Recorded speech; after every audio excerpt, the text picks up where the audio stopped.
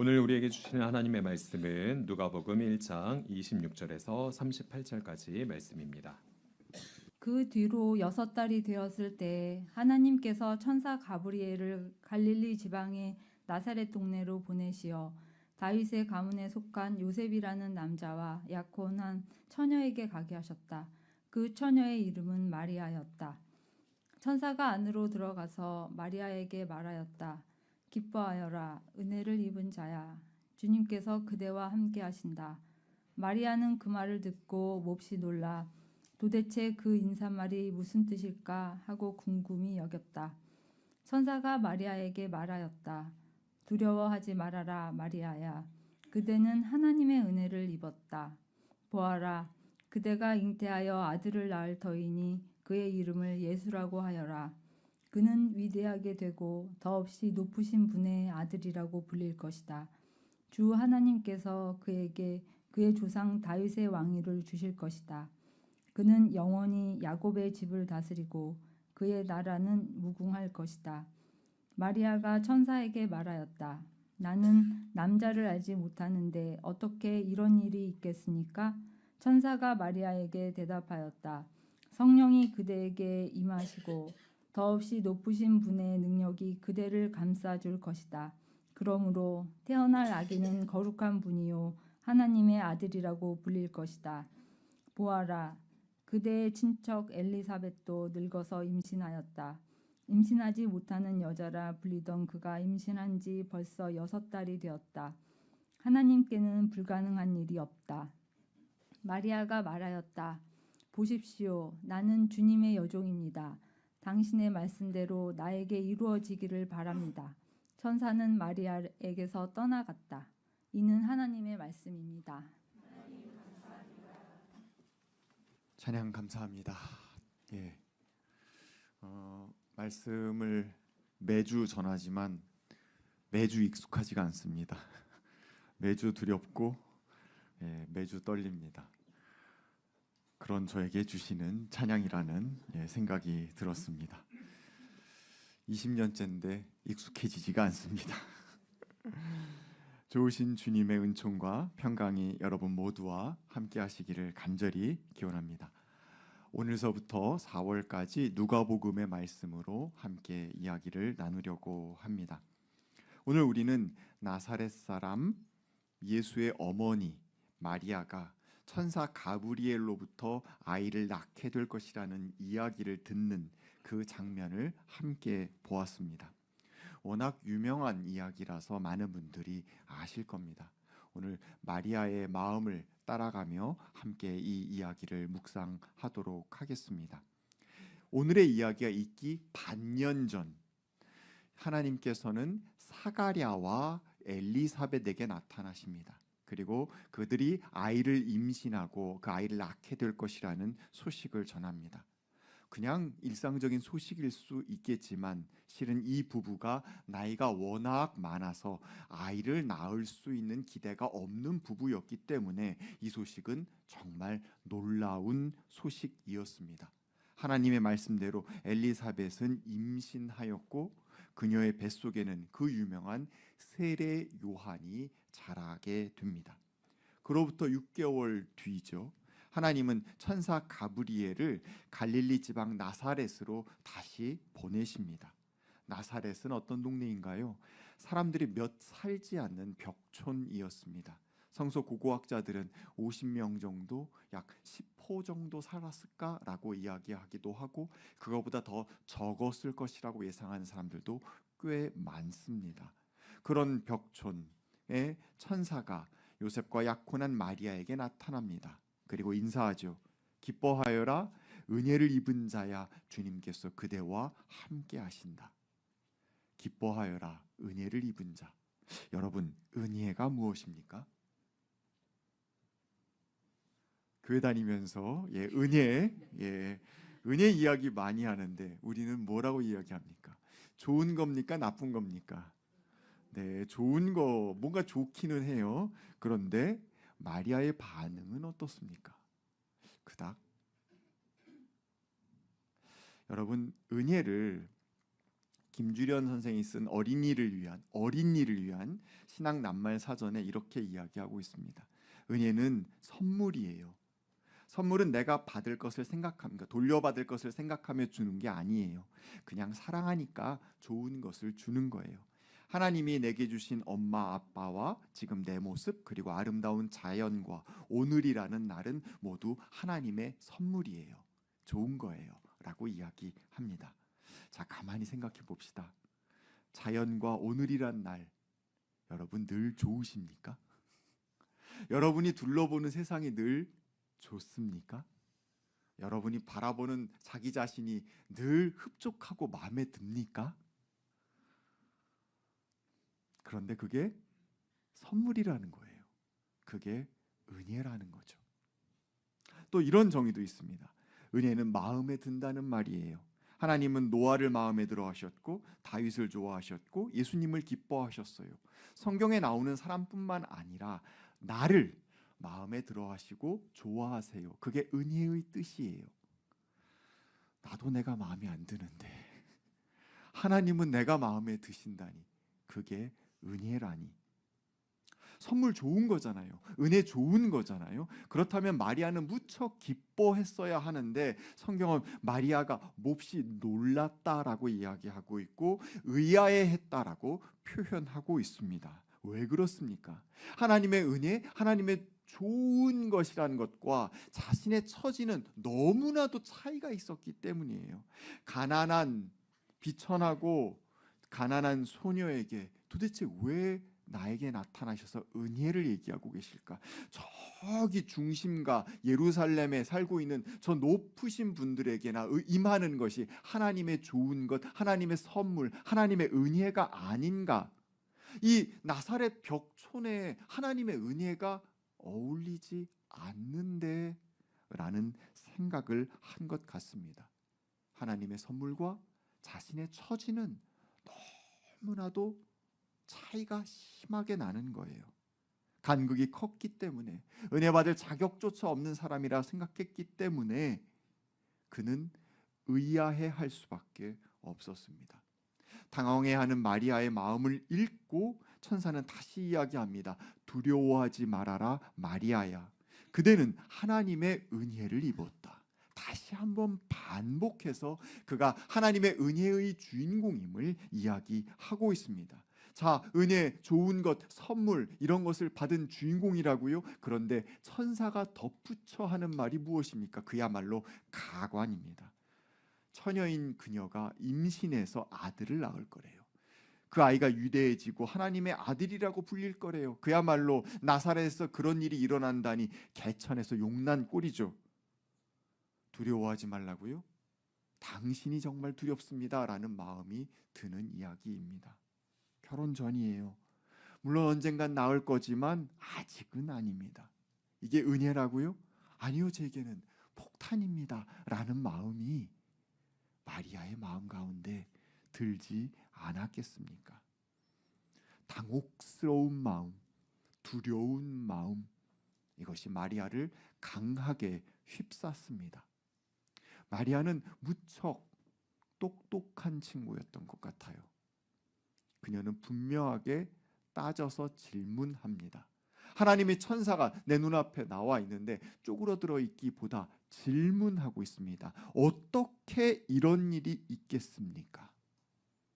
임신과 출산이요? 나에게는 일어날 수 없는 불가능한 일인데요? 라고 이야기합니다. 여러분, 청소도 안 했는데 갑자기 손님이 찾아오는 장면을 생각해 보십시오. 그런데 삶에는 그런 일들이 너무나도 자주 일어납니다. 당황스럽고 두려운 일이 숨 쉴 틈 없이 갑작스레 찾아옵니다. 갑작스레 찾아온 일들 대부분이 그렇듯이 우리의 이해와 우리의 예상의 범주를 뛰어넘는 일들입니다. 고 박완서 선생은 아들을 먼저 떠나보냈는데요. 그의 경험을 잘 기록으로 남겨놓고 있습니다. 사실 그의 남편도 이렇죠. 그는 하나님한테 이렇게 기도합니다. 주님, 당신은 과연 계신지, 계시다면 내 아들은 왜 죽어야 했는지, 너무나도 착한 아들이고 너무나도 모범이 되는 아들이었는데 걔가 왜 무슨 죄로 죽어야 되는가라는 생각이 드는 거죠. 내가 이렇게까지 고통을 받아야 하는 건 도대체 무슨 영문인지 더도 덜도 말고 한 말씀만 해봐 주십시오라고 애걸합니다. 그런데 선생은 어느 날 아침에 일어나서 배가 고파진 자신을 문득 발견합니다. 숟가락들 기운조차 없었고 마음조차 없었어요. 마침 그때 서울 올림픽이 개최됐던 해였는데 몇 년도인지 아시는 분은 계실 것 같아요. 저는 잘 모르겠어요. 그런 해였는데 모두 다 신나했어요. 모두 다 축제 분위기였어요. 그게 더 꼴보기 싫었어요. 세상이 정말 원망스러웠어요. 근데 어느 날 아침 일어나니까 나는 배가 고파서 숟가락을 떠야 하는 존재라는 것을 발견한 겁니다. 숟가락을 뜰 수 있다면 내가 평생 해왔던 글도 쓸 수 있겠구나. 원망으로 똘똘 뭉쳤던 마음에 문득 이런 질문이 들더랍니다. 왜 당신이라고 그런 일을 당하면 안 되는가? 세상 사람 누구나 당할 수 있는 일은 나에게도 임할 수 있다라는 거죠. 얼음장 같은 그녀의 마음이 깨어지기 시작했습니다. 여러분, 저는 박완서 선생이 당한 그 참척의 한이 은혜라고 말씀드린 것은 결코 아닙니다. 그것은 은혜가 아니겠죠. 하지만 세상에서 벌어지는 모든 일은 그것이 무엇이든지 간에 내게도 일어날 수 있다는 겁니다. 예수를 믿는 나라고 해도 예외는 아니라는 거예요. 세상 일도 그러할진데 하나님의 은혜 역시 예상치 못한 순간에 내가 원하지 않는 방식과 내용으로 나를 갑자기 찾아올 수 있다라는 말씀을 드리는 겁니다. 이런 갑작스러운 사건 앞에서 마리아는 무척 진지한 태도로 임합니다. 일련의 과정 속에서 자신에게 일어난 사건을 무조건 내치고 거부하거나 혹은 무조건 수용하지 않습니다. 그녀는 궁금해하고 아까 보셨듯이 질문하고 심사숙고하였습니다. 성경에 마리아의 태도가 간간히 나오지만 그녀는 어떤 이야기를 들었을 때 마음에 담아둘 수 있는 사람이었어요. 심사숙고할 수 있는 사람이었다라는 것이 나옵니다. 천사는 마리아에게 다시 말을 건넵니다. 성령이 그대에게 임하고 더없이 높으신 분의 능력이 그대를 감싸줄 것이다. 하나님께는 불가능한 일이 없다. 그러면서 마리아의 친척 엘리사벳의 이야기를 전합니다. 나이가 너무 많이 들어서 임신할 수 없었는데 임신한 지 이미 6개월이다라는 이야기예요. 물론 이 이야기는 하나님의 전능하심에 대한 이야기입니다. 할 수 없는 일을 하게 만드시는 하나님의 놀라운 능력, 인간의 상상을 뛰어넘는 하나님의 권능에 대한 이야기입니다. 그런데 마리아의 입장에서 가만히 생각해 본다면 이 이야기는 그 어떤 일이든지 간에 사람에게 일어날 수 있다라는 이야기이기도 합니다. 하나님의 은혜라는 것, 하나님이 우리를 찾아오셔서 일하는 것, 그거는 우리의 예상의 범주를 뛰어넘어서 어떻게든 일어날 수 있다라는 이야기이기도 하다라는 것입니다. 우리는 하나님의 놀라운 은혜 받았다라고 이야기할 때, 선물이라고 이야기할 때 좋은 일만 상상합니다. 은혜 받는 내 입장에서 원하고 바라고 기도했던 그 일이 성취되는 그 놀랍고 기쁜 순간만 상상합니다. 착각입니다. 선물은 늘 주는 사람 마음입니다. 여러분 선물 해봐서 아시죠? 상대방을 배려해요. 고민합니다. 뭘 좋아할까? 뭐가 도움이 될까? 이 선물이 그 사람한테 잘 쓰였으면 좋겠는데 고민해가지고 진짜 선물하는 거 없었으면 좋겠다고 생각하는 만큼 고민해가지고 기껏 골라서 줘요. 배우자든 자녀든 친구든 줍니다. 받는 사람이 늘상 세상에 너무너무 기뻐하는 경우는 10% 미만인 것 같습니다. 받는 사람 입장에서는 막상 어떤 때는 심하게 당황스럽고 어떤 때는 어이없어 하기까지 합니다. 이걸 왜 나한테 주지? 주지? 라는 마음이 들 때조차 있어요. 가까운 부부 사이 같으면은 이런데 돈 썼냐고 따질 수도 있습니다. 하나님의 은혜는 우리가 바라는 방식으로, 바라는 내용으로 임하는 것이 아닙니다. 우리는 자문하게 됩니다. 이게 도대체 뭔 일인가? 말이나 되나? 가당키나 한가? 나한테는 말도 안 돼. 아니야. 마리아에게 임신과 출산의 이야기는 그러했을 겁니다. 하지만 그녀는 하나 깨닫는 것이 있는 거예요. 세상 누구나 상상할 수 없었던 일이 누구에게나 일어날 수 있다라는 걸 말입니다. 감당할 수 없는 무지 앞에 그녀는 서 있는 것입니다. 심각한 상실 혹은 죽음의 예고 같은 것들을 사람이 받아들이는 데에는 5단계가 필요하다라고 이야기를 하죠. 처음엔 어떻게 합니까? 부정합니다. 아니야, 내일 아니야. 아니 그거 검사 잘못됐어. 뭔가 이건 좀 잘못된 거야라고 합니다. 그 다음에 어떻게 합니까? 재차 검사해봤는데 또 그렇대요. 그 다음에 분노합니다. 나한테 어떻게 이런 일이, 이러면서 분노합니다. 그리고 타협하고 우울해하다가 결국 수용에 이르게 된다라고 이야기하죠. 우리 존재는 에덴 동산에서 타락한 이후 늘 시간과 공간의 한계 가운데 놓여 있는 존재가 되었습니다. 바꿔 이야기한다면 수많은 불능이 우리를 규정하고 있는 내용입니다. 안 되는 거예요. 불가능하고 끝나는 것이 있는 것이고 막혀 있는 것이 있는 것, 그것이 우리의 삶입니다.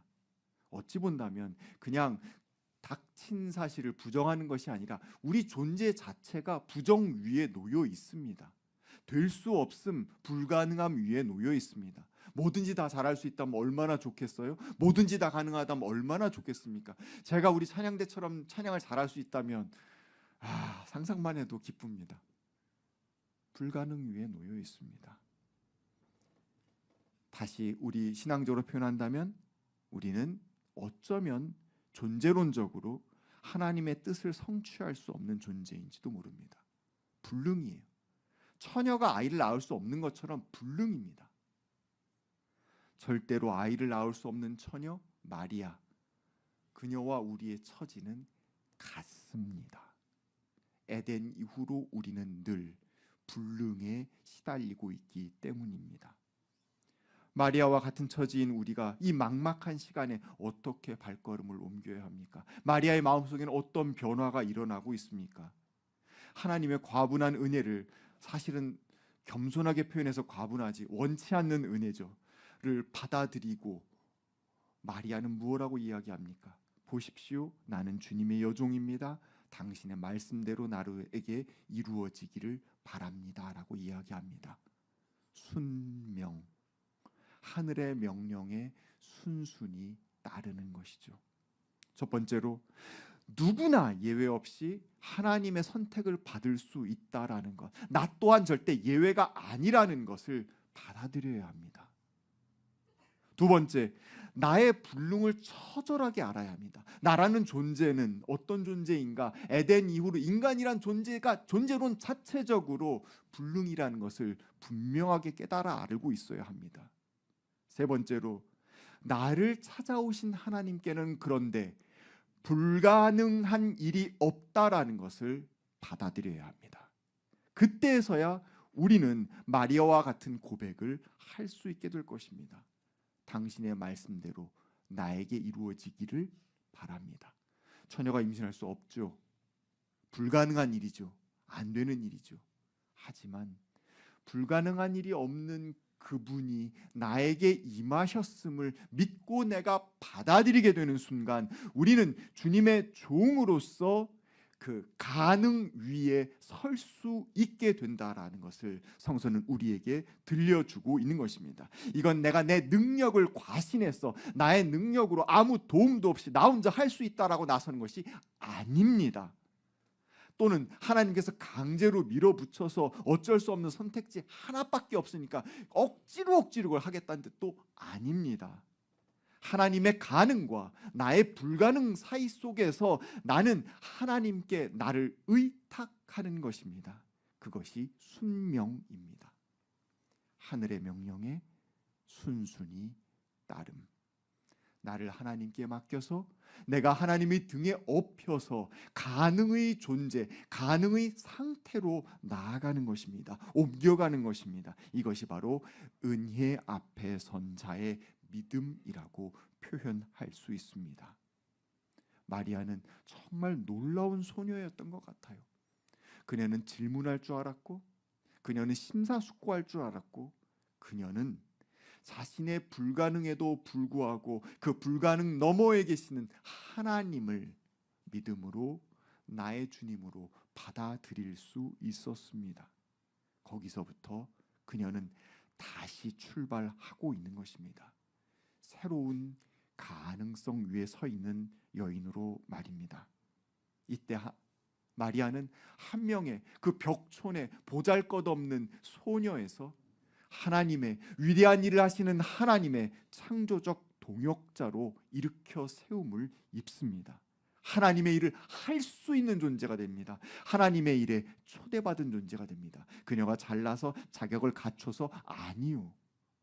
반복해서 말씀드리지만 불능입니다.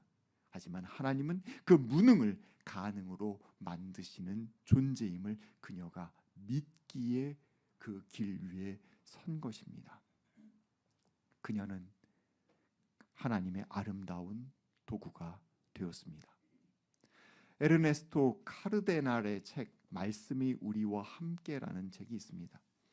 니카라구아 호수, 남미 니카라구아 호수 주변에 시골에서 살아가고 있었던 농장 노동자, 농부, 어부들이 모여서 복음서를 읽고 토론한 내용을 기록하고 있는 책입니다. 그냥 읽고 자기가 느낀 거를 나눈 거예요.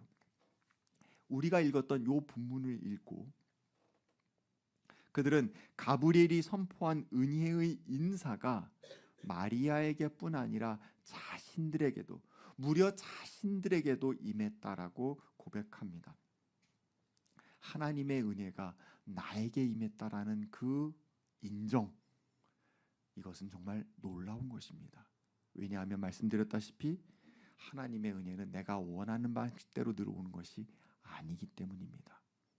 말씀드렸다시피 그 마을 솔렌티나메라고 하는 그 마을인데, 그 마을에 살고 있는 사람들 가난한 농부와 어부들이에요. 노동자들입니다. 내 삶의 처지를 생각한다면 하나님의 선물 받은, 축복받은 사람이라고 생각되지 않는 처지였어요. 그런데 이미 그 은혜가 자신에게 임했다고 그들은 고백하는 것입니다. 이런 대화가 있습니다. 이렇게 이야기합니다. 해방이 필요한 사람은 부자가 아니라 우리 가난한 사람들만이야. 한 사람이 그렇게 얘기해요.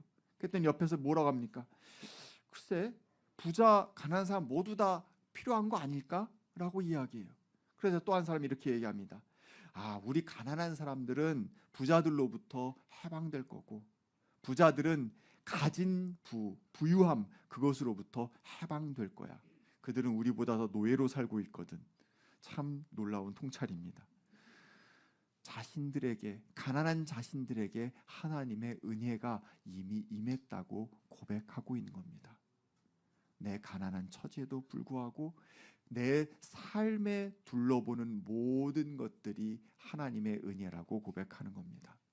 멋진 풍광을 보고, 아름다운 자연을 보고, 하나님의 은혜예요. 나에게 이루어진 성취를 보고, 하나님의 은혜요 라고 하는 것이 아니라, 오늘 내 삶에 임해져 있는 그 처절하고 안타까운 상황, 그것 가운데에서도 하나님의 은혜요라고 고백할 수 있는 것이고, 둘러보니 슬픔과 눈물이 있는 그 현장이지만 그곳에서도 하나님의 은혜요라고 고백할 수 있는 마음이 이 니카라과에 있는 사람들에게 임했다라고 그는 기록하고 있는 것입니다. 상상하기 힘든 소식이지만 이것이야말로 복음입니다. 주님께서 우리에게 주신 복음은 이 엉망진창이 되어버린 세상 속에 하나님께서 그 엉망진창의 일부가 되어 있는 사람에게 임하셔서 그의 불능을 하나님의 가능으로 바꾸어서 당신의 나라를, 당신의 정의를, 당신의 평화를, 당신의 생명을 이루실 것이라는 선포입니다. 은혜 받은 자는 어떤 자입니까? 어떤 선물을 받은 사람입니까? 하나님의 갑작스러운 침입 앞에 서 있는 사람입니다. 내가 원하는 방식도 아니고 원하는 내용도 아니지만 하나님께서 나에게 은혜라는 이름으로 찾아오십니다. 하나님은 나를 나보다 더 잘 알고 계시기에 오랫동안 나를 위해 준비해 두셨던 선물을 갖고 찾아오셔서 우리를 초대하십니다. 나의 능력으로는 그 은혜를 감당하기 불가능하지만 하나님의 권능은 그 은혜로 우리를 불능에서 가능으로 옮기실 것이기에 그것이 나의 인생의 진짜 가장 좋은 선물이 될 것이라는 믿음 속에 발걸음 옮기는 것입니다.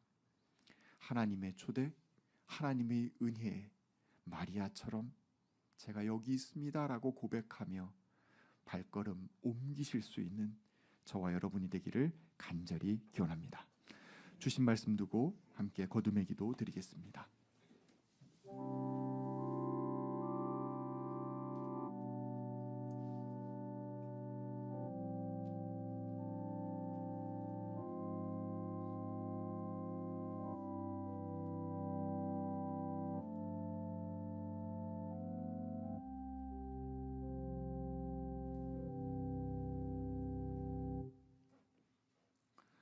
하나님, 나사렛 저 변방에 살고 있던 보잘것없는 소녀 마리아에게 찾아오신 장면을 함께 보았습니다. 주님, 우리를 찾아오실 때에도 같은 마음이셨을 줄 압니다. 보잘것없는 우리지만 우리를 통해서 하나님은 당신의 일을 하기 원하십니다. 당신의 생명을, 당신의 평화를 이 땅 가운데 이루기를 원하십니다. 마리아의 고백이 우리의 고백이 되게 하여 주시옵소서. 우리가 진정 은혜의 입은 자임을 고백하며 살아갈 수 있도록 도와주시옵소서. 예수님의 이름으로 기도하였습니다. 아멘.